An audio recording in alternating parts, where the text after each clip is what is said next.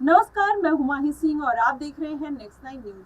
CJI DY Chandrachud की अगुवाई वाली बेंच ने आदेश का पालन करने में देरी पर एसबीआई को फटकार लगा दी है। आपको बता दें, बेंच ने कहा कि हम एसबीआई को नोटिस देते हैं कि अगर वो इस आदेश में बताई गई समय सीमा के भीतर निर्देशों का पालन नहीं करती है तो यह अदालत जानबूझकर उसकी अवज्ञा मान लेगी। ऐसे में उसके खिलाफ कार्रवाई भी की जा सकती है। आपको बता दें, 15 फरवरी को सुप्रीम कोर्ट ने क्या कहा था, आपको बताते हैं। दरअसल 15 फरवरी को सुप्रीम कोर्ट ने चुनावी बॉन्ड योजना को असंवैधानिक करार देते हुए रद्द कर दिया था।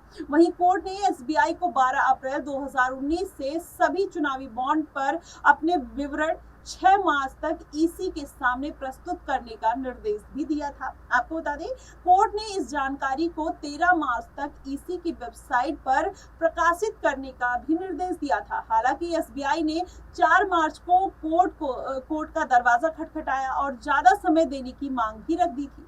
लेकिन अगर बात करें तो सुप्रीम कोर्ट ने इस याचिका को खारिज कर दिया था। वहीं विवरण का खुलासा करने के लिए 30 जून तक की मोहलत देने का अनुरोध किया गया था। आपको बता दें, इस पर बेंच ने एसबीआई की खिंचाई की और कहा कि पिछले 26 दिनों में आपने क्या कदम उठाए।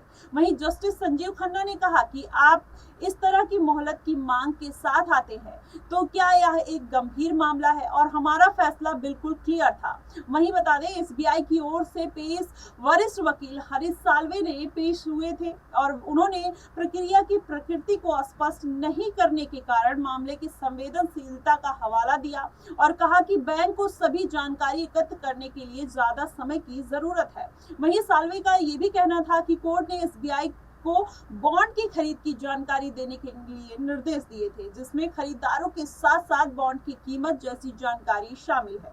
आपको बता दें, बॉन्ड खरीदने की तारीख के साथ साथ बॉन्ड का नंबर और उसका विवरण देना भी जरूरी होगा। वहीं राजनीतिक दलों का विवरण, पार्टियों को कितने बॉन्ड मिले, यह जानकारी भी देना है। ऐसे में लेकिन यह समस्या, साल्वे ने कहा कि लेकिन यह समस्या है कि जानकारी को निकालने के लिए एक पूरी प्रक्रिया को उलटना पड़ेगा और एसओपी के तहत यह सुनिश्चित किया गया है कि बॉन्ड के खरीदार और बॉन्ड की जानकारी के बीच कोई संबंध न रखा जाए। हमें यह बताया गया था कि इसे गुप्त रखना है और बॉन्ड खरीदने वाले का नाम और खरीदने की तारीख कोड की गई थी। अब ऐसे में जिस डिकोड करने में इसे थोड़ा समय लगेगा। साल्वे ने ये बात कही। आपको बता दें, उन्होंने कहा कि दानकर्ता का विवरण, नाम न छिपाने के लिए निर्दिष्ट शाखाओं में सीलबंद लिफाफे में उसको रखा गया है। साल्वे ने कहा कि हम पूरी सावधानी बरत रहे हैं ताकि गलत जानकारी देने के लिए हम पर कोई मुकदमा न हो जाए। तो इस पर जस्टिस खन्ना ने कहा कि इस पे मुकदमा की क्या बात है। हम एसबीआई वाले और सुप्रीम कोर्ट का हम आदेश देते हुए आपको ये बात कह रहे हैं, तो इस पे मुकदमा आपके ऊपर कौन करने वाला है। इस तरीके से जस्टिस खन्ना ने कहीं ना कहीं साल्वे की जो याचिका थी उसको खारिज कर दी और जिस तरीके से वो दलील देते हुए नजर आए उस पे भी जस्टिस खन्ना ने बड़ा कदम उठाया। वैसे में देखना होगा कि जिस तरीके से इन्होंने सारा डेटा भी पेश किया है उससे सुप्रीम कोर्ट कितना सेटिस्फाइड होती है या नहीं, ये आने वाले दिनों में पता चल जाएगा। फिलहाल आपकी इस पे क्या प्रतिक्रिया बनती है, आप हमें कमेंट सेक्शन में जरूर बताइएगा। फिलहाल के लिए बस इतना ही। देश और दुनिया की तमाम खबरों के लिए हमारे साथ बने रहिए नेक्स्ट टाइम।